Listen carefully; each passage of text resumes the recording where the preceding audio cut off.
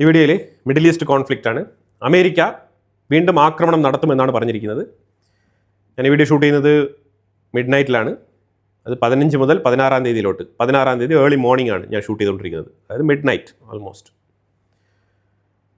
അപ്പോൾ അമേരിക്ക തുടർച്ചയായിട്ട് ഇറാൻ്റെ മേളിൽ അറ്റാക്ക് നടത്തും. പല പാലങ്ങളും ഞങ്ങൾ തകർക്കും. കൃത്യമായിട്ടുള്ള സിവിലിയൻ ഇൻഫ്രാസ്ട്രക്ചറുകൾ ടാർഗറ്റ് ചെയ്ത് ഞങ്ങൾ അറ്റാക്ക് നടത്തുമെന്നാണ് അമേരിക്ക പറഞ്ഞിരിക്കുന്നത്. ട്രംപ് തന്നെയാണ് പറഞ്ഞിരിക്കുന്നത്, പോസ്റ്റ് ചെയ്തിട്ടുണ്ട് ഇത്തരത്തിലുള്ള സ്റ്റേറ്റ്മെൻറ്റുകൾ. അപ്പോൾ ഇതിനകത്ത് അമേരിക്കയ്ക്ക് ഒരു ഡൗട്ട്, എങ്ങനെയാണ് ഇറാൻ്റെ പ്രസ്താവനകളിൽ കൃത്യമായിട്ടുള്ള ഇൻഫർമേഷൻസ് പുറത്തു വരുന്നത്? അതായത് ഇറാൻ ആക്രമണം നടത്തുന്നു, അതിൽ അമേരിക്കയുടെ ബേസുകളിൽ ചില നിർണായക സ്ഥലങ്ങളിലേക്ക് ഇമ്പാക്റ്റ് ഉണ്ടായിട്ടുണ്ട്, അത് യാഥാർത്ഥ്യമാണ്. അതായത് ഇറാൻ ഒരു വലിയ മിലിറ്ററി ശക്തിയാണ്, അങ്ങനെയൊന്നുമല്ല. ശരിക്കും കൃത്യമായിട്ടുള്ള ഇൻഫർമേഷൻസ് കളക്ട് ചെയ്തിട്ട് ഇറാൻ്റെ മിസൈലുകൾ അഥവാ ഡ്രോണുകൾ വെച്ചിട്ട് അവർ കൃത്യമായിട്ട് 2-3 സ്പെസിഫിക് ആയിട്ടുള്ള സ്ഥലങ്ങൾ അറ്റാക്ക് നടത്തിയിട്ട് ആ അറ്റാക്ക് നടത്തിയ സ്ഥലത്തിൻ്റെ ഐഡൻറ്റിറ്റി അവർ വെളിപ്പെടുത്തിയിട്ടുണ്ട്, റിവീൽ ചെയ്തിട്ടുണ്ട്. ഫോർ എക്സാമ്പിൾ, ജോർദാനിൽ അറ്റാക്ക് നടത്തിയത്, അവിടെ ഒരു കമ്മ്യൂണിക്കേഷൻ യൂണിറ്റ് അതുപോലെ തന്നെ റഡാർ സിസ്റ്റം കൃത്യമായിട്ട് അറ്റാക്ക് നടത്തിയിട്ടുണ്ട്. അത് ഇന്ന സ്ഥലത്താണ് സ്ഥിതി ചെയ്യുന്നത്, നിങ്ങളുടെ RHMS സിസ്റ്റമൊക്കെ അവിടെയാണ് സ്ഥിതി ചെയ്യുന്നതെന്നുള്ള വെളിപ്പെടുത്തൽ അവർ നടത്തിയിട്ടുണ്ട്. അതുപോലെ തന്നെ ഇപ്പം 5th ഫ്ലീറ്റ് നേവൽ ബേസ് ബഹ്റൈനിൽ, അവിടെയും ഒരു അറ്റാക്ക് നടത്തിയിട്ടുണ്ട്. അവിടെ നടത്തിയ അറ്റാക്കിൽ HMARS യൂണിറ്റ് അതേപോലെ തന്നെ വെപ്പൺ സ്റ്റോറേജ് ഗോഡൗൺ അറ്റാക്ക് നടത്തിയിട്ടുണ്ട്. അതെങ്ങനെ ഈ ടാർഗറ്റ് കൃത്യമായിട്ട് അച്ചീവ് ചെയ്തിട്ട് അവർ ഇതുമായിട്ട് ബന്ധപ്പെട്ട പ്രസ്താവനകൾ പുറത്തിറക്കുന്നു എന്നുള്ളൊരു ഡൗട്ടാണ് അമേരിക്കയ്ക്ക് വന്നത്. അതേപോലെ നിങ്ങൾ നോക്കൂ, കുവൈറ്റിലെ മിന അബ്ദുള്ള വെയർഹൗസ്, KGL ലോജിസ്റ്റിക്സ് എന്ന് പറഞ്ഞ കമ്പനിയുടെ വെയർഹൗസാണിത്. ആ കമ്പനിയുടെ വെയർഹൗസ് എന്താണ് ബന്ധം എന്ന് പറഞ്ഞാൽ, ഉക്രൈനുമായിട്ട് കോൺട്രാക്ട് വെച്ച് അവിടെ നിന്ന് കൊണ്ടുവന്ന് സ്റ്റോർ ചെയ്ത് വെച്ചിരിക്കുന്ന ഡ്രോൺ സിസ്റ്റംസ് ഉണ്ട് ഇവിടെ. ആ ഡ്രോൺ സിസ്റ്റം സ്റ്റോറേജ് ചെയ്ത് വെച്ചിരിക്കുന്ന ആ ഗോഡൗണിൻ്റെ മേളിലാണ് അറ്റാക്ക് നടത്തിയത്. എന്നിട്ട് നിങ്ങളുടെ ഡ്രോൺ സ്റ്റോറേജ് യൂണിറ്റ് ഞങ്ങൾ അടിച്ചിട്ടുണ്ട്, അറ്റാക്ക് നടത്തിയിട്ടുണ്ട് എന്നുള്ളത് ഇറാൻ വിളിച്ച് പറഞ്ഞിട്ടുണ്ട്. നിങ്ങൾ ജോർദാനിൽ നോക്കൂ, ജോർദാനിൽ anti drone surveillance unit attack ചെയ്തിട്ടുണ്ട്. അത് കഴിഞ്ഞിട്ട് അവരത് വിളിച്ച് പറഞ്ഞിട്ടുണ്ട്. ഇത്തരത്തിൽ കൃത്യമായിട്ടുള്ള ഡേറ്റ ഇറാൻ എങ്ങനെ കിട്ടുന്നു? ഇതാണ് അമേരിക്കയെ കൊണ്ട് ചിന്തിപ്പിച്ചത്. ഇവിടെ കൃത്യമായിട്ട് ഡേറ്റ അവർ കളക്ട് ചെയ്തിട്ടുണ്ട്, മുൻകൂട്ടി കളക്ട് ചെയ്തിട്ടുണ്ട്. ഇത് പ്രത്യേകിച്ച് സോൾജേഴ്സ് യൂസ് ചെയ്യുന്ന ടെലിഫോൺ തന്നെ ടാപ്പ് ചെയ്ത് അവർ കൃത്യമായിട്ട് ഇൻഫർമേഷൻ ചോർത്തിയിട്ടുണ്ടെന്നാണ് മനസ്സിലാക്കാൻ പറ്റുന്നത്. ഇതിനെ ഒരു സൈബർ അറ്റാക്കായിട്ട് അമേരിക്ക കരുതുന്നുണ്ട്. പക്ഷേ അത് പുറത്ത് പബ്ലിക്കലി അക്സെപ്റ്റ് ചെയ്യുന്നില്ലെന്ന് മാത്രം. യുദ്ധം, അതായത് നമ്മളൊരു കാര്യം മനസ്സിലാക്കണം, ഇവിടെ ഇറാനെ ഹൈപ്പ് ചെയ്തോ അല്ലെങ്കിൽ അമേരിക്ക ഹൈപ്പ് ചെയ്തോ അല്ല ഇവിടെ കാര്യം പറയുന്നത്. അമേരിക്ക തികച്ചും ഒരു വൻ ശക്തി തന്നെയാണ്, അതിൽ യാതൊരു മാറ്റമില്ല. പക്ഷെ അതേസമയം ഇറാനും അവരെ കൊണ്ട് കഴിയാവുന്നത്രത്തോളം കാര്യങ്ങൾ ബെസ്റ്റായിട്ട് ചെയ്യാൻ അവരും ഇറങ്ങി തിരിച്ചിട്ടുണ്ട്. അതാണ് മനസ്സിലാക്കേണ്ടത്. അവർ റഷ്യ ഉപയോഗിച്ചോ അല്ലെങ്കിൽ ചൈന ഉപയോഗിച്ചോ അവർക്ക് വേണ്ടപ്പെട്ട രാജ്യങ്ങളുടെ സഹായത്തോടു കൂടി അവരും ടെക്നോളജി ഉപയോഗിച്ചുകൊണ്ട് ഈ സാഹചര്യങ്ങളെയൊക്കെ വിലയിരുത്തിക്കൊണ്ട് അതിനെ രഹസ്യമായി മോണിറ്റർ ചെയ്ത് ഡേറ്റ കളക്ട് ചെയ്ത് അറ്റാക്ക് നടത്താൻ അവരും ശ്രമിക്കുന്നുണ്ടെന്നുള്ളതാണ് മനസ്സിലാക്കേണ്ടത്. റഷ്യയുടെ സഹായത്തോടു കൂടി ഇറാൻ സാറ്റലൈറ്റ് അയച്ചിട്ടുണ്ട്. ആ സാറ്റലൈറ്റിലൂടെ അവർ ഈ ലൊക്കേഷൻ എല്ലാം കൃത്യമായിട്ട് മാർക്ക് ചെയ്തെടുക്കുന്നുമുണ്ട്. പോരാഞ്ഞിട്ട് ചൈനയുടെ സഹായമുണ്ട്. അപ്പോൾ അവർക്കും ഇതെല്ലാം ഐഡൻറ്റിഫൈ ചെയ്ത് എടുക്കാൻ സാധിക്കുന്നു എന്നുള്ളതാണ് നമ്മൾ മനസ്സിലാക്കേണ്ടത്. ടെൽകോം സ്പൂഫിംഗ്, അതായത് ടെങ്കി എന്ന് പറഞ്ഞ ഒരു ടെക്നോളജി ഉപയോഗിച്ചുകൊണ്ടാണ് ഇവർ ഇതെല്ലാം തന്നെ ചോർത്തിയിരിക്കുന്നത്. അങ്ങനെയാണ് ഇപ്പോൾ കണ്ടെത്തൽ. ഇപ്പോൾ ഇന്ന് ഒരു വാർത്ത വായിക്കാനിടയായി. ഈ കൂടൻകുളം എന്ന് പറഞ്ഞിട്ട് നമ്മളെ ട്രിവാൻഡ്രത്ത് നിന്ന് തിരുനെൽവേലിയിലോട്ട് പോകുന്ന ആ ഒരു റൂട്ടിൽ തമിഴ്നാടിൻ്റെ ഉള്ളിൽ ഒരു ആണവ നിലയമുണ്ട്, ന്യൂക്ലിയർ പവർ പ്ലാന്റ്. ഇത് ശരിക്കും VSൻ്റെ കാലഘട്ടത്തിൽ ഇതുമായിട്ട് ബന്ധപ്പെട്ട് ഈ പ്ലാന്റ് അവിടെ വരാൻ പാടില്ല എന്ന് പറഞ്ഞിട്ട് നമ്മുടെ നാട്ടിൽ ഇടതുപക്ഷ സർക്കാർ ഭരിച്ചിരുന്ന സമയത്ത് VSൻ്റെ കാലഘട്ടത്തിൽ ഈ കൂടൻകുളം ന്യൂക്ലിയർ പവർ പ്ലാന്റ് അവിടെ വരുന്നതുമായിട്ട് ബന്ധപ്പെട്ട് കേരളം അതിനെ എതിർത്തിരുന്നു. അതിന് പ്രധാനപ്പെട്ട കാരണം അവിടെ റേഡിയേഷൻ ലീക്കേജ് ഉണ്ടായിക്കഴിഞ്ഞാൽ 150 കിലോമീറ്റർ സറൗണ്ടിങ്ങിൽ അതിന് ഇമ്പാക്റ്റ് ഉണ്ടാവും.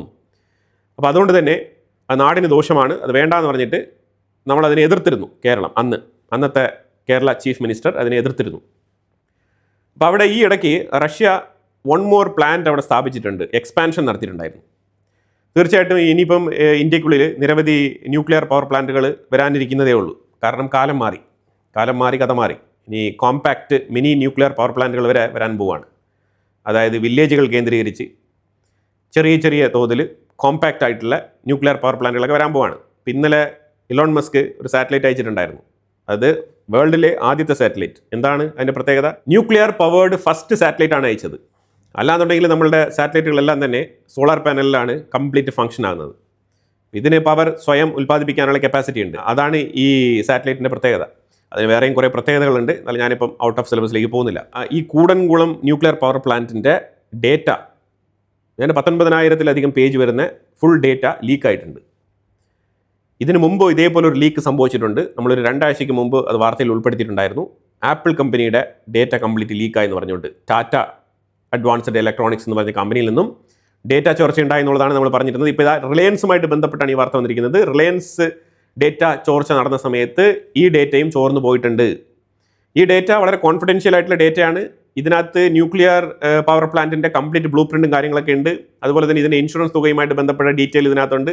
പല കോൺഫിഡൻഷ്യൽ രേഖകളും ഇതിനകത്തുണ്ട്. റഷ്യയുമായിട്ട് എന്താണ് ഇന്ത്യക്ക് ബന്ധം, ഈ ന്യൂക്ലിയർ പ്ലാന്റിൻ്റെ പ്രത്യേക ഫൗണ്ടേഷൻ കരാറുകൾ എന്തൊക്കെയായിരുന്നു എന്നുള്ള ബേസിക് ഇൻഫർമേഷൻ തൊട്ടുള്ള A to Z കാര്യങ്ങളും ഈ ഫയലിലുണ്ട്. ഈ ഫയൽ ഡാർക്ക് വെബിൽ അവൈലബിൾ ആണ്. വാർത്ത കേൾക്കുമ്പോൾ നമുക്ക് വളരെ സിമ്പിളായിട്ട് തോന്നും. ഇത് പലരും ഇതിനെ വ്യാഖ്യാനിക്കുന്നത് ഒരു ഡേറ്റ ചോർച്ചയായിട്ട് തന്നെയാണ്. പക്ഷേ ഇത് ഇന്ത്യക്കെതിരെയുള്ള ഒരു അജണ്ട ആയിട്ടാണ് ഞാൻ കാണുന്നത്. കാരണം വേറെ ഒന്നും കൊണ്ടല്ല, ആപ്പിൾ കമ്പനിയുമായിട്ട് ബന്ധപ്പെട്ട വാർത്ത വന്ന് അടുത്ത 2 ആഴ്ചക്കുള്ളിൽ അടുത്ത വാർത്ത വന്നിരിക്കുകയാണ്. നമ്മൾ ഇതിനെ കണക്ട് ചെയ്യേണ്ടത്, നമ്മളോട് ഇപ്പോൾ ഏറ്റവും കൂടുതൽ ശത്രുതയുള്ളത് ഒരേ ഒരു രാജ്യത്തിനാണ്, അത് ചൈനയ്ക്കാണ്. പാകിസ്ഥാൻ as long as ജനിച്ച നാൾ മുതലേ നമ്മുടെ ശത്രുവാണ്. അതിലുപരിയായിട്ട് കടുത്ത ശത്രുത ഇന്ത്യയുടെ വളർച്ചയുമായിട്ട് ബന്ധപ്പെട്ട വിഷയത്തിൽ ഉണ്ടാകുന്നത് ചൈനയ്ക്കാണ്. ഇപ്പോൾ ചൈനയ്ക്കാണെന്നുണ്ടെങ്കിൽ ഇന്ത്യ ചുറ്റാകെയുള്ള രാജ്യങ്ങളിലെല്ലാം ബ്രഹ്മോസ് കരാർ ഏർപ്പെടുത്തിക്കൊണ്ട് ചൈനയെ വരിഞ്ഞു മുറുക്കുന്നത്, അതുപോലെ ഈസ്റ്റ് ഏഷ്യൻ രാജ്യങ്ങളിൽ ഇന്ത്യയുടെ സ്വാധീനം വർദ്ധിക്കുന്നത് ചൈനയ്ക്ക് താല്പര്യമില്ല. ചൈനയുടെ ഫയർവാൾ ബ്രേക്കായി ചൈനയ്ക്കുള്ളിലുള്ള കംപ്ലീറ്റ് കാര്യങ്ങളും പുറത്തറിയുന്ന രീതിയിൽ ചൈനയുടെ വൃത്തിയുമായിട്ട് ബന്ധപ്പെട്ട വിഷയങ്ങൾ, അതേപോലെ തന്നെ ചൈനയ്ക്കുള്ളിലെ സാധാരണക്കാർ ജീവിക്കുന്ന രീതി, അവിടുത്തെ വൃത്തിഹീനത, ഇതെല്ലാം തന്നെ പുറത്തറിഞ്ഞിട്ട് ഇപ്പോൾ ഏതാണ്ട് ഒരു മാസമായി. അപ്പോൾ അതൊക്കെ തന്നെ ചൈനയ്ക്ക് വലിയ രീതിയിലുള്ള ബുദ്ധിമുട്ടുണ്ടാക്കിയിട്ടുണ്ട്. ഒരു ഈഗോ അടിച്ചിട്ടുണ്ട് അവർക്ക്. അതാണ് മനസ്സിലാക്കേണ്ടത്. അപ്പോൾ അതിനെ തുടർന്നാണ് ഇപ്പോൾ ഈ വെളിപ്പെടുത്തലുകൾ വന്നുകൊണ്ടിരിക്കുന്നത്. നിങ്ങളിത് കണക്ട് ചെയ്ത് നോക്കി കഴിഞ്ഞാൽ വളരെ വ്യക്തമായിട്ട് മനസ്സിലാക്കാൻ പറ്റും. അത് കഴിഞ്ഞിട്ട് വിത്തിൻ 1 വീക്കിൽ ആപ്പിളുമായിട്ട് ബന്ധപ്പെട്ട ഈ ഡേറ്റ ചോർച്ചയെക്കുറിച്ചുള്ള വാർത്ത ഇതേപോലെ വന്നിട്ടുണ്ടായിരുന്നു. അത് കഴിഞ്ഞിട്ട് ഇപ്പോൾ കൂടൻകുളം ന്യൂക്ലിയർ പവർ പ്ലാന്റുമായിട്ട് ബന്ധപ്പെട്ട രഹസ്യരേഖകൾ പുറത്തു വന്നിട്ടുണ്ട് എന്നുള്ള രീതിയിൽ, അതായത് ഇന്ത്യ സെക്യൂർഡ് അല്ല, നിങ്ങളുടെ ഒരു കാര്യങ്ങളും ഇന്ത്യക്കുള്ളിൽ സെക്യൂർ ആയിട്ടുണ്ടാവില്ല, ഇന്ത്യ ഇൻവെസ്റ്റ്മെൻറ്റ് ഇത്തരത്തിലുള്ള കാര്യങ്ങളിലേക്ക് ഇൻവെസ്റ്റ്മെൻറ്റ് നടത്താൻ പറ്റുന്ന ഒരു രാജ്യമല്ല, it is not at all friendly for investments, പ്രത്യേകിച്ച് ടെക്നോളജിക്കൽ റിലേറ്റഡ് ഇൻവെസ്റ്റ്മെൻറ്റ് നടത്താൻ പറ്റിയ ഒരു രാജ്യമല്ല, ഇത് നമ്മുടെ രാജ്യത്തിൻ്റെ വളർച്ചയെ വലിയ രീതിയിൽ ബാധിക്കും, സ്ലോ ഡൗൺ ചെയ്യും, അതിനെല്ലാം സാഹചര്യം ഒരുക്കുന്ന തരത്തിലുള്ള ഒരു വെളിപ്പെടുത്തലാണിത്. റോയിറ്റേഴ്സാണ് ഇത് വെളിപ്പെടുത്തിയിരിക്കുന്നത്. പക്ഷേ ഇതൊരു കാര്യം മനസ്സിലാക്കേണ്ടതുണ്ട്, ഇതിൻ്റെ പിറകിൽ ഇത്തരത്തിലുള്ള വിഷയങ്ങളൊക്കെ ഉണ്ട്, ഇൻവെസ്റ്റ്മെൻറ്റിനെ ബാധിക്കുന്ന തരത്തിലുള്ള വിഷയങ്ങൾ ഇതിനകത്തുണ്ട്. ഇതിൻ്റെ പിറകിൽ ചൈനയുടെ കൈ ഉണ്ടാവാനുള്ള സാധ്യത 100% നമുക്ക് തള്ളിക്കളയാനാവില്ല എന്നുള്ളതാണ്. ഇന്ത്യയിലേക്ക് വരുന്ന ഇൻവെസ്റ്റ്മെൻറ്റുകളെയും ടെക്നോളജിക്കൽ ഗ്രോത്തിനെയും ഇന്ത്യയുടെ വളർച്ചയും തടയാൻ താല്പര്യപ്പെടുന്ന വേറൊരു രാജ്യം ഇന്ത്യയുടെ തൊട്ടടുത്തില്ല, അത് ചൈന മാത്രമാണ്. അപ്പോൾ ഈ വിഷയത്തിൻ്റെ ഗൗരവം മനസ്സിലായല്ലോ. അപ്പോൾ ഇത്തരത്തിൽ സൈബർ അറ്റാക്കുകൾ, അതാണ് ഞാനിവിടെ സൂചിപ്പിച്ചത്. അപ്പോൾ അത് ഇറാൻ്റെ വിഷയത്തിലും അമേരിക്ക ഇറാനെ ഡൗട്ട്ഫുൾ ആയിട്ട് നോക്കി കാണുന്നുണ്ട്. ഇവിടെയും നമുക്ക് ചൈനയെ സംശയിക്കാം.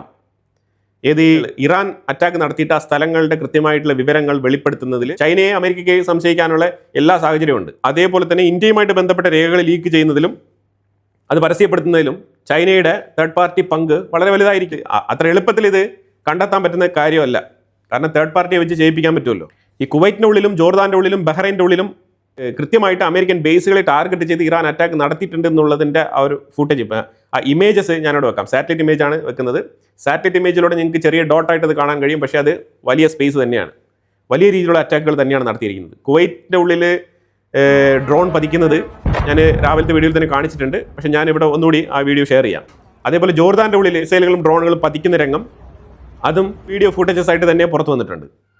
അമേരിക്ക കാർഗ് ഐലൻഡിനെ ടാർഗറ്റ് ചെയ്യുന്നുണ്ടോ, ആ ഐലൻഡിനെ പിടിച്ചെടുക്കാൻ വേണ്ടിയിട്ട് ശ്രമിക്കുന്നുണ്ടോ എന്ന് ചോദിച്ചു കഴിഞ്ഞാൽ അമേരിക്ക നടത്തിക്കൊണ്ടിരിക്കുന്ന ആക്രമണത്തിൻ്റെ ഒരു ശൈലി നോക്കിക്കഴിഞ്ഞാൽ കാർഗ് ഐലൻഡിനെ പിടിച്ചെടുക്കാനുള്ള സകല ശ്രമങ്ങളും അമേരിക്ക നടത്തുന്നതായിട്ടാണ് മനസ്സിലാക്കാൻ പറ്റുന്നത്. ഇപ്പം ജസ്ക് എന്ന് പറഞ്ഞിട്ടുള്ള ഒരു ഐലൻഡ് ഉണ്ട്. ആ ഐലൻഡിൽ അമേരിക്ക ആക്രമണം നടത്തിയിട്ടുണ്ട്, ശക്തമായിട്ടുള്ള ആക്രമണമാണ് നടത്തിയിരിക്കുന്നത്.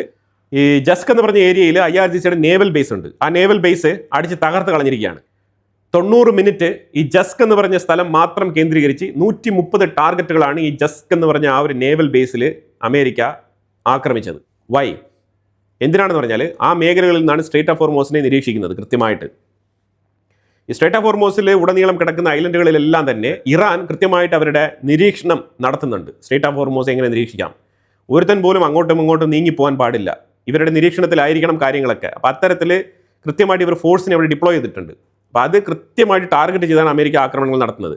നിങ്ങൾ ശ്രദ്ധിച്ച് കഴിഞ്ഞാൽ മനസ്സിലാക്കാൻ പറ്റും, സ്ട്രേറ്റ് ഓഫ് ഹോർമോസിനെ ചുറ്റിപ്പറ്റി തന്നെയാണ് ഈ ആക്രമണങ്ങളൊക്കെ അമേരിക്ക തുടരെ നടത്തിക്കൊണ്ടിരിക്കുന്നത്. നമുക്ക് തന്നെ തോന്നും ഇത്രമാത്രം ആക്രമണം നടത്താൻ ഈ സ്ട്രേറ്റ് ഓഫ് ഹോർമോസിൽ അത്രയേറെ സ്ഥലങ്ങളുണ്ടോയെന്ന് നമ്മൾ ചിന്തിക്കേണ്ട ആവശ്യമില്ല. സ്ഥലങ്ങളേ ഉള്ളൂ. കാരണം അത്രമാത്രം ചെറിയ ഒരു സ്ഥലം, ഒരു പല കഷ്ണം കിട്ടിയാൽ പോലും അതിൻ്റെ ഉള്ളിൽ IRGCയുടെ എന്തെങ്കിലുമൊക്കെ കൊണ്ടുവച്ചിട്ട് നിരീക്ഷണം നടത്തുക എന്നുള്ളതാണ് ഇറാന്റെ പ്രധാന പണി. സ്ട്രേറ്റ് ഓഫ് ഹോർമോസ് ഇന്നലെ 4 ഐലൻഡുകളാണ് കേന്ദ്രീകരിച്ച് അറ്റാക്ക് നടത്തിയത്. അതിലൊന്ന് ഗ്രേറ്റർ തൻബ്. ഈ ഗ്രേറ്റർ തൻബ്, ലെസർ തൻബ് എന്ന് പറഞ്ഞിട്ട് 2 ഐലൻഡുകളുണ്ട്. അതിൽ ഗ്രേറ്റർ തൻബിൽ ഇന്നലെ അമേരിക്ക അറ്റാക്ക് നടത്തിയിട്ടുണ്ട്. ഈ ഗ്രേറ്റർ തൻബ് എന്തുകൊണ്ടാണ് അറ്റാക്ക് നടത്തി പറഞ്ഞാൽ അവിടെയാണ് ഈ സെപ്പ നേവിയുടെ കമാൻഡ് സെൻറ്റർ ഇരുന്നുകൊണ്ട് ഇങ്ങനെ വാച്ച് ടവറിലിരുന്ന് കൃത്യമായിട്ട് നിരീക്ഷണം നടത്തിയിട്ട് കപ്പലുകളുടെ പേര് വിളിച്ച് പറഞ്ഞിട്ട് നിങ്ങൾക്ക് പെർമിഷൻ ഉണ്ട്, നിങ്ങൾക്ക് പെർമിഷൻ ഇല്ല എന്ന് പറഞ്ഞിട്ടുള്ള വോയിസ് റെക്കോർഡറുകളൊക്കെ നമ്മൾ പലപ്പോഴായിട്ട് പബ്ലിഷ് ചെയ്തിട്ടുണ്ട്. അതെല്ലാം തന്നെ ഈ ഗ്രേറ്റർ തൻബ് എന്ന് പറയുന്ന സ്ഥലത്ത് നിന്ന് നടത്തുന്ന നിരീക്ഷണത്തിലൂടെ പുറത്തു വരുന്ന വോയിസ് റെക്കോർഡറുകളാണ്. അപ്പോൾ അതായത് സെപ്പ നേവിയുടെ കൃത്യമായിട്ടുള്ള സർവൈലൻസ് യൂണിറ്റ് അവിടെ സ്ഥിതി ചെയ്യുന്നുണ്ട് ഈ ഗ്രേറ്റർ തൻബ് എന്ന് പറഞ്ഞ ഐലൻഡിൽ. ആ ഗ്രേറ്റർ തൻബിൽ ശക്തമായ രീതിയിൽ അമേരിക്ക ആക്രമണം നടത്തിയിട്ടുണ്ട്. പിന്നെ ചബഹാർ പോർട്ട് മാറി അറ്റാക്ക് നടത്തിയിട്ടുണ്ട്. ചബഹാർ പോർട്ടിൽ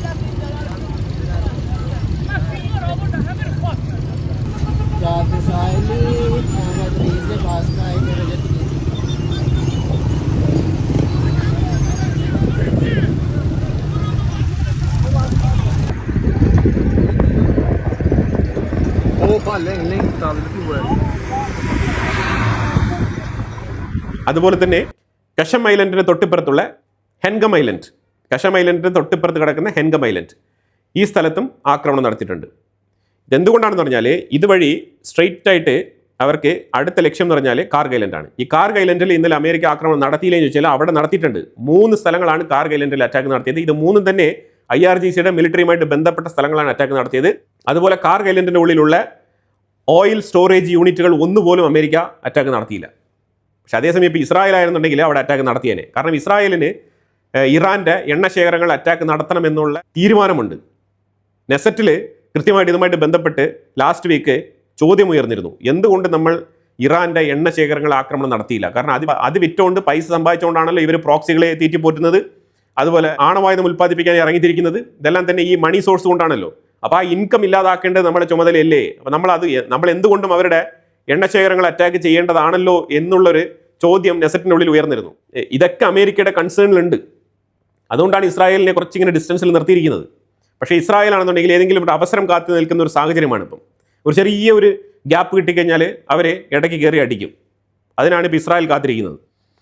അപ്പോൾ ഈ ഐലൻഡുകളിലുള്ള ചെക്ക് പോസ്റ്റും ഇവരുടെ സർവൈലൻസ് കേന്ദ്രങ്ങൾ കംപ്ലീറ്റ് അടിച്ച് എല്ലാം തൂഫാനാക്കി കൈ കൊടുത്തിട്ട് കാർഗ് ഐലൻഡിനെ അങ്ങനെ കൈക്കലാക്കാൻ വേണ്ടിയിട്ടും അവിടുത്തെ എണ്ണ സമ്പത്ത് കൊള്ളയടിച്ച് അത് ഈ യുദ്ധത്തിനിടയിൽ കൂടി തന്നെ കപ്പലുകളെ കൊണ്ട് അവിടെ നിന്നും കയറ്റുമതി ചെയ്ത് പൈസ ഉണ്ടാക്കാനാണ് അമേരിക്ക ശ്രമിക്കുന്നത് എന്നുള്ളൊരു വാർത്തയും കൂടി വരുന്നുണ്ട്. അല്ലാഹു അക്ബർ, ലക്കൽ ഹംദ്.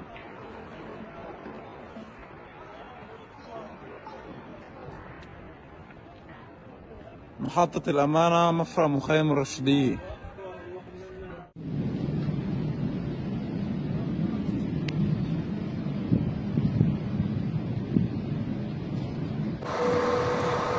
شیراز ساعت 1:19 ظهر چهارشنبه 24 تیر. همین الان انفجار کوه سمت امیرکبیر جاده بوشهر. തെഹ്റാൻ്റെ ഉള്ളിൽ തെഹ്റാൻ റെവല്യൂഷണറി സ്ക്വയർ എന്ന് പറഞ്ഞൊരു സ്ഥലമുണ്ട്.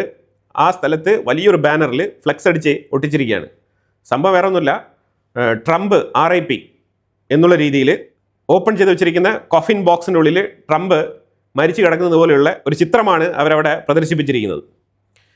അടുത്തൊരു 2-3 ദിവസങ്ങൾക്കുള്ളിൽ മിഡിൽ ഈസ്റ്റ് ആകെ മാറി മറിയും. പ്രത്യേകിച്ച് ബാക്ക് ടു ബാക്ക് ആക്രമണങ്ങൾ തുടങ്ങും. ഒരു രാജ്യത്തിനെയും വിട്ടുവയ്ക്കാത്ത രീതിയിൽ ഇറാൻ ആക്രമണം നടത്താനുള്ള സാധ്യതയുണ്ട്. കാരണം അമേരിക്ക ശക്തമായ രീതിയിലാണ് ഇപ്പം കഴിഞ്ഞ 3-4 ദിവസങ്ങളായിട്ട് അറ്റാക്ക് നടത്തിക്കൊണ്ടിരിക്കുന്നത്. അത് ഇനിയും തുടരും. ഞാൻ ഈ വീഡിയോ പബ്ലിഷ് ചെയ്ത ഉടനെ തന്നെ അടുത്ത ഇറാൻ്റെ ആക്രമണങ്ങൾ എവിടെയൊക്കെ ആയിരുന്നു പുതിയതായിട്ട് എന്നുള്ള രീതിയിലുള്ള അടുത്ത വീഡിയോ ഞാൻ സെപ്പറേറ്റ് ആയിട്ട് പബ്ലിഷ് ചെയ്യാം. ഖത്തറിൻ്റെ മുൻ ഭരണാധികാരിയായിട്ടുള്ള ഖത്തർ എമീർ മരണപ്പെട്ടതിനെ തുടർന്ന് അതിൻ്റെ ദുഃഖാചരണം, അപ്പോൾ അതിൽ പങ്കെടുക്കാൻ വേണ്ടിയിട്ട് ഇറാനിൽ നിന്നും 2 പേര് പോയിട്ടുണ്ട്. അതിലൊന്ന് ഞാൻ ഇതിനു മുമ്പ് പറഞ്ഞിരുന്ന മൊസാദ് ഏജന്റ് എന്ന് പറഞ്ഞ മുൻ പ്രസിഡന്റ് അഹമ്മദി നജാദ് എന്ന് പറഞ്ഞ വ്യക്തിയും അതുപോലെ അബ്ബാസ് അരക്ചിയുമാണ് പോയിരിക്കുന്നത്. ഇവരിത്തരത്തിലുള്ള ചെറിയ ചെറിയ കാര്യങ്ങളിലൊക്കെ പ്രൊവോക്ക് ആയിക്കൊണ്ട് ഇപ്പം അഹമ്മദ് നജാദിയൊക്കെ ഇപ്പം രംഗത്തിറക്കിയിരിക്കുകയാണ്. എന്നുവെച്ചാൽ ഒരു പകരം വീട്ടൽ. നിങ്ങൾ മൊസാദിൻ്റെ ഏജന്റാണെന്ന് പറഞ്ഞ ആൾ ഞങ്ങളുടെ വളരെ അടുത്ത വ്യക്തിയാണ്, വളരെ ഇൻറ്റഗ്രിറ്റിയുള്ള, ഇറാനോട് ഇൻറ്റഗ്രിറ്റിയുള്ള വ്യക്തിയാണെന്നൊക്കെ പറഞ്ഞ് തെളിയിക്കാൻ വേണ്ടിയിട്ട് ഇപ്പോൾ ഖത്തറിലേക്ക് പോയിരിക്കുകയാണ് 2 പേരും. IRGC ചൂസ് ചെയ്ത് അയച്ചത് ഈ അബ്ദൽ നജാദ് എന്ന് പറഞ്ഞ ഈ മുൻ പ്രസിഡന്റിനെയും കൂടിയാണ്. ഇത്തരത്തിലുള്ള സില്ലി മൈൻഡ് സെറ്റാണ്. അതായത് ഇവർ ട്രിഗർ ആവുന്നു എന്നുള്ളതാണ് മനസ്സിലാക്കേണ്ടത്. ഇപ്പം ഇത്രയും ആക്രമണങ്ങൾ നടത്തിയിട്ട് ഖത്തറിൻ്റെ ഉള്ളിലേക്ക് ഇവർ കടന്നു പോവുകയാണ്. എന്തിനു വേണ്ടിയിട്ടാണ്? അപ്പോൾ പലരും ഇതിനകത്ത് ഇറാൻ അമേരിക്കയുടെ ബേസുകളെയല്ലേ ടാർഗറ്റ് ചെയ്യുന്നത് എന്ന് ചോദിച്ചു കഴിഞ്ഞാൽ, അവർ അമേരിക്കയുടെ ബേസുകളെ മാത്രമല്ല ടാർഗറ്റ് ചെയ്യുന്നത്. അവരിപ്പം ഇൻഫാക്റ്റ് കുവൈറ്റ്, ബഹ്റൈൻ, ജോർദാനൊക്കെ ഇപ്പം ഇറാൻ പറഞ്ഞുകൊണ്ടിരിക്കുന്നതാണ്, അതായത് ഞങ്ങളുടെ സിവിൽ ഇൻഫ്രാസ്ട്രക്ചറിൻ്റെ മേളിൽ അമേരിക്ക ആക്രമണം നടത്തി കഴിഞ്ഞാൽ മിഡിൽ ഈസ്റ്റ് രാജ്യങ്ങളിലുള്ള സിവിലിയൻ ഇൻഫ്രാസ്ട്രക്ചറിന് നേരെ ഞങ്ങൾ ആക്രമണം നടത്തുമെന്ന് ഓപ്പണായിട്ട് തന്നെ പ്രഖ്യാപിച്ചിട്ടുണ്ട്. ഇതിൻ്റെ അർത്ഥം എന്താണ്? പിന്നെ എന്ത് സുഹൃത്തുക്കളാണ്, എന്ത് അയൽവക്ക രാജ്യങ്ങളാണ്, എന്ത് ബന്ധമാണ് ഈ രാജ്യങ്ങൾ തമ്മിലുള്ളത്? പിന്നെ എന്തിനു വേണ്ടിയിട്ടാണ് ഖത്തറിൻ്റെ അമീറിന് കണ്ടോളൻസ് രേഖപ്പെടുത്തിക്കൊണ്ട് ഇവർ ഖത്തറിലേക്ക് പോകുന്നത്? എന്താവശ്യമാണുള്ളത്? ഇതേ ഖത്തറിലേക്ക് തന്നെ ഇവർ മിസൈൽ അയക്കുന്ന ആൾക്കാരുമാണ്. ഇവർ തമ്മിലുള്ള ഒരു കെമിസ്ട്രി ഉണ്ടല്ലോ, അതൊരിക്കലും നമുക്ക് മനസ്സിലാക്കാൻ പറ്റത്തില്ല. കാരണം ഇതിൻ്റെ റൂട്ട് റിലീജിയസ് റൂട്ടാണ്. അതുകൊണ്ട് നമുക്കിത് പെട്ടെന്ന് ടോപ്പ് ലെവലിൽ വായിച്ചെടുക്കാൻ പറ്റത്തില്ല. ഇത് ബ്രദർഹുഡ് ഐഡിയോളജിയാണ്. ഇപ്പം നിങ്ങൾ നോക്കൂ, AI chip, advanced AI chip UAEക്ക് കൊടുക്കാൻ വേണ്ടിയിട്ട് ട്രംപ് സമ്മതം മൂളി. പക്ഷേ സെനറ്റ് അതിനെ ഒപ്പോസ് ചെയ്യുന്നുണ്ട്. കാരണം നമുക്ക് മിഡിൽ ഈസ്റ്റ് രാജ്യങ്ങൾക്ക് കൊടുക്കാൻ പറ്റുന്ന ഒരു സാധനമല്ല AI അഡ്വാൻസ്ഡ് ചിപ്പ് എന്നാണ് സെനറ്റിന് തീരുമാനം. പ്രത്യേകിച്ച് നമുക്ക് വിശ്വസിക്കാൻ പറ്റത്തില്ല ഇവർ ഏത് നേരത്തെ എങ്ങനെ മാറും എന്നുള്ള ആ ഒരു ട്രസ്റ്റ് നമുക്കില്ല എന്നാണ് അമേരിക്കൻ സെനറ്റ് പറയുന്നത്. അവർ പറയുന്നില്ല UAE കുറച്ചുകൂടെ ഫോർവേഡ് തിങ്കിങ് ഉള്ള രാജ്യമാണ്, UAE one of the best country in middle east. അങ്ങനെയുള്ള ന്യായവാദങ്ങളൊക്കെ റിപ്പബ്ലിക്കൻ്റെ സൈഡിൽ നിന്നും അമേരിക്കൻ സെനറ്റിൻ്റെ ഉള്ളിൽ ആർഗ്യുമെൻ്റായിട്ട് മുന്നോട്ട് വെക്കുന്നുണ്ട്. ഒരു AI ചിപ്പ് UAEക്ക് കൊടുക്കാൻ വേണ്ടിയിട്ടാണ് അവിടെ അമേരിക്കൻ കോൺഗ്രസ് ചർച്ച നടത്തുന്നത്. ഇറാഖും സിറിയയും ഹെസ്ബുള്ളയെ ബാൻ ചെയ്യണം. ഇതാണ് ഇന്നലെ ഇറാഖിൻ്റെ പ്രൈം മിനിസ്റ്റർ അമേരിക്ക സന്ദർശിച്ചിട്ടുണ്ടായിരുന്നു. അവിടെ വെച്ചിട്ട് കൃത്യമായിട്ടുള്ള നിർദ്ദേശങ്ങളാണ് അയാൾക്ക് കൊടുത്തയച്ചിരിക്കുന്നത്. സ്നേഹപൂർവ്വം തോളിലൊക്കെ തട്ടിയകത്ത് കൊണ്ടുപോയെങ്കിലും നിർദ്ദേശങ്ങൾ വളരെ പക്കായിട്ട് കൊടുത്തിട്ടുണ്ട്. അതായത് ഇറാൻ അനുകൂല മിലീഷ്യ ഗ്രൂപ്പുകളെ അവിടെ നിന്ന് ഒഴിവാക്കണം, നമ്പർ 1 കണ്ടീഷൻ. അത് കഴിഞ്ഞാൽ ഈ ഹെസ്ബുള്ളയെ കമ്പൈൻഡ് തീവ്രവാദം നടത്തുന്ന ആൾക്കാരായിട്ട് പ്രഖ്യാപിച്ചുകൊണ്ട് അവരെ വിലക്കണം. ഇങ്ങനെയുള്ള നിർദ്ദേശങ്ങളാണ് ഇറാഖിന് കൊടുത്തിരിക്കുന്നത്. അതേപോലെ സിറിയയ്ക്കും ഈ ഇൻഫർമേഷൻ പാസ് ചെയ്തിട്ടുണ്ട്. അതായത് ഹെസ്ബുള്ളകളെ ബാൻ ചെയ്യണം. അത് ഹിസ്ബുള്ളയെ ബാൻ ചെയ്തുകൊണ്ടുള്ള ഉത്തരവ് ഇറക്കി റെഡിയാക്കി വെച്ചിരിക്കുകയാണ് അഹമ്മദ് അൽ ഷറ. ഞാൻ ഈ കാണിക്കുന്ന മാപ്പ് നിങ്ങൾ നോക്കിക്കോളൂ. ഇവിടെ ഈ ബ്ലൂ കളറിൽ കംപ്ലീറ്റ് ഏരിയ അതെല്ലാം തന്നെ ഇസ്രായേലിൻ്റെ കസ്റ്റഡിയിലുള്ള സദൻ ലെബനാൻ പോർഷൻസ് ആണ്. സദൻ ലെബനാനിലും അതേപോലെ ഗാസയിലും ഇസ്രായേൽ ആക്രമണം തുടരുകയാണ്. യൂറോപ്പും അമേരിക്കയും തമ്മിൽ അഭിപ്രായ വ്യത്യാസങ്ങൾ ഒരുപാടുണ്ട്. പക്ഷേ ഇവിടെ 2 ഇലക്ഷനിൽ ഉണ്ടാകുന്ന തീരുമാനങ്ങൾ യൂറോപ്പിൻ്റെ നിലപാടിനെ മാറ്റിമറിക്കും. അതിലൊന്ന് ജർമ്മനി, മറ്റൊന്ന് ഫ്രാൻസ്. ഫ്രാൻസിൽ മരിയൻ ലീപ്പൻ എന്ന് പറഞ്ഞ ആ വ്യക്തിക്ക് അപ്രൂവൽ റേറ്റ് വളരെ കൂടുതലാണ്. അടുത്ത ഫ്രഞ്ച് പ്രസിഡന്റ് ഇലക്ഷനിൽ ഇമ്മാനുവൽ മാക്രോൺ പരാജയപ്പെടാനുള്ള സാധ്യത വളരെ കൂടുതലാണ്. ഓൾമോസ്റ്റ് 90% ഇമ്മാനുവൽ മാക്രോൺ പരാജയപ്പെടുമെന്ന് തന്നെയാണ് പറയപ്പെടുന്നത്. ഈ മരിയൻ ലീപ്പൻ എന്ന് പറഞ്ഞ വ്യക്തി ആൾറെഡി വിജയിക്കാനുള്ള സാധ്യതയുണ്ട്. അവർ വിജയിച്ചു കഴിഞ്ഞാൽ ഫ്രാൻസിൻ്റെ നിലപാട് മാറും, അമേരിക്കയ്ക്ക് അനുകൂലമായിട്ടുള്ള നിലപാടായിട്ട് മാറാനുള്ള സാധ്യതയുണ്ട്. ഇലോൺ മസ്ക് മരിയൻ ലീപ്പനെ സപ്പോർട്ട് ചെയ്തുകൊണ്ട് പ്രസ്താവന പുറത്തിറക്കിയിട്ടുണ്ട്. അതുപോലെ തന്നെ ഇലോൺ മസ്കും അമേരിക്കയും പിന്തുണയ്ക്കുന്ന ജർമ്മനിയിലെ AFD പാർട്ടി, അതായത് ജർമ്മനിയുടെ റൈറ്റ് വിങ് പൊളിറ്റിക്സ് സപ്പോർട്ട് ചെയ്യുന്ന ജർമ്മനി ഫോർ ജർമൻസ് എന്ന് പറയുന്ന ആ ഒരു സ്ലോഗനുമായിട്ട് വന്നിരിക്കുന്ന ഒരു പാർട്ടിയാണ് AFD. അവരെ ഓരോ വർഷം കഴിയുമ്പോഴും അവരുടെ വോട്ട് വിഹിതം അവർ വർദ്ധിപ്പിച്ചുകൊണ്ടിരിക്കുകയാണ്. ഇപ്പോൾ കഴിഞ്ഞ തവണ നടന്ന ഇലക്ഷനിൽ തന്നെ AFD ആണ് കൂടുതൽ സീറ്റ് നേടിയത്. ഏറ്റവും കൂടുതൽ സീറ്റ് നേടിയ ഒറ്റകക്ഷി ഇപ്പോഴും AFD പാർട്ടിയാണ്. പിന്നെ ഇവരെല്ലാം കൂട്ടുകക്ഷി ഭരണം നടത്തുന്നതുകൊണ്ട് തന്നെ അവരെ മാറ്റി നിർത്തി ഓപ്പോസിറ്റ് പാർട്ടിയായിട്ട് ഇരുത്തിക്കൊണ്ട് ഇവർ ഭരിച്ചുകൊണ്ടിരിക്കുകയാണ്. അപ്പോൾ ആ സാഹചര്യത്തിൽ അടുത്ത തവണ അവിടെ ആലിസ് എന്ന് പറഞ്ഞ AFD പാർട്ടിക്ക് നേതൃത്വം കൊടുക്കുന്ന അവർ വിജയിച്ച് വരാനുള്ള സാധ്യത വളരെ കൂടുതലാണ്. AFD പാർട്ടി അവിടെ വരുന്നതോടുകൂടി അതും അമേരിക്കൻ അനുകൂല നിലപാടിലേക്ക് പോകുന്ന ഒരു സാഹചര്യമാണ് അവിടെ ഉണ്ടാകുന്നത്. ഈ 2 രാജ്യങ്ങളിലും ഉണ്ടാകുന്ന മാറ്റം യൂറോപ്യൻ യൂണിയൻ്റെ നിലപാടിനെ തന്നെ ചോദ്യം ചെയ്യും. അത് വലിയ രീതിയിലൊരു പ്രതിസന്ധി യൂറോപ്യൻ യൂണിയനിൽ ഉണ്ടാക്കും എന്നുള്ളത് 100% ഉറപ്പുള്ള കാര്യമാണ്. പിന്നെ അവർക്ക് ട്രംപിൻ്റെ കാലിൻ്റെ അടിയിൽ പോയിരിക്കാൻ യാതൊരു മടിയില്ലാത്ത കൂട്ടരുമാണ്. അതുകൊണ്ട് ഇറ്റ്സ് ഓക്കെ. അവരത് കൃത്യമായിട്ട് അതിനെ എടുത്ത് വെള്ളം ഏത് പാത്രത്തിൽ ഒഴിച്ചാലും ആ രൂപത്തിനൊത്തുങ്ങ് മാറുമല്ലോ. അത്തരത്തിൽ അഡോറബിളായിട്ട് അഡാപ്റ്റേഷൻ കപ്പാസിറ്റി ഉള്ള ആൾക്കാരാണ് Europeans. So don't worry about that. അത് ആ വഴിക്ക് തന്നെ മുന്നോട്ട് പോകും. പക്ഷേ നിലപാടിൽ മാറ്റങ്ങളുണ്ടാവും. ഉക്രൈനുമായിട്ടുള്ള നിലപാടിൽ മാറ്റങ്ങൾ വരാനുള്ള സാധ്യതയുണ്ട്. അമേരിക്കയുടെ ഇൻഫ്ലുവൻസ് യൂറോപ്യൻ യൂണിയനിൽ വർദ്ധിക്കും. അത് സംഭവിക്കും. ബോയിങ് എന്ന് പറഞ്ഞ കമ്പനി റഷ്യയ്ക്ക് ഞങ്ങൾ സ്പെയർ പാർട്സുകൾ കൊടുക്കില്ല, റഷ്യയുമായിട്ട് യാതൊരു ബന്ധവുമില്ല എന്ന് പറഞ്ഞിട്ട് റഷ്യയെ ബാൻ ചെയ്ത് വെച്ചിരുന്ന ഒരു സാഹചര്യത്തിൽ അവർക്ക് യാത്രാവിമാനങ്ങളുടെ ബുദ്ധിമുട്ടുണ്ടായിരുന്നു. അപ്പോൾ അതിനെ തുടർന്ന് റഷ്യ കഠിനാധ്വാനത്തിലൂടെ സെൽഫ് റെസിലിയൻറ്റ് അതിലൂടെ അവർ MC-21-300 എന്ന് പറഞ്ഞ യാത്രാവിമാനം 2026 ഓൾമോസ്റ്റ് 30 എണ്ണം അവർ സ്വന്തമായിട്ട് നിർമ്മിച്ചിരിക്കുകയാണ്. സോ ആ മേഖലയിൽ റഷ്യ ഇൻഡിപെൻഡൻ്റായിട്ട് സ്വാധീനം നേടിയിട്ടുണ്ട്. ഇനി റഷ്യയ്ക്ക് മാത്രമല്ല അവർ പല രാജ്യങ്ങൾക്കും വിൽപ്പന നടത്താനുള്ള ആ ഒരു രീതിയിലേക്ക് മാറുകയാണ് അവർ. അത് ബോയിങ്ങിൻ്റെ എല്ലാ സ്പെസിഫിക്കേഷൻസും ഉൾപ്പെടുത്തിക്കൊണ്ട് സ്വയം പര്യാപ്തത നേടിക്കൊണ്ട് MC-21-300 എന്ന് പറഞ്ഞ എയർക്രാഫ്റ്റ് റഷ്യ ലോഞ്ച് ചെയ്തിരിക്കുകയാണ്. ഒരെണ്ണമല്ല 30 ലോഞ്ച് ചെയ്തിട്ടുണ്ട്. 2026 30 സർവീസിലുണ്ടാവും. അത് കഴിഞ്ഞാൽ വീണ്ടും അവർ പ്രൊഡ്യൂസ് ചെയ്യും. സോ ബോയിങ്ങിന് ആ മാർക്കറ്റ് നഷ്ടപ്പെട്ടിരിക്കുന്നു. ഏതൊക്കെ ബിസിനസ് മേഖലകളെയൊക്കെയാണ് ഈ യുദ്ധം ബാധിക്കുന്നത് എന്നുള്ളതാണ് നമ്മളിവിടെ നോക്കി കാണേണ്ടത്.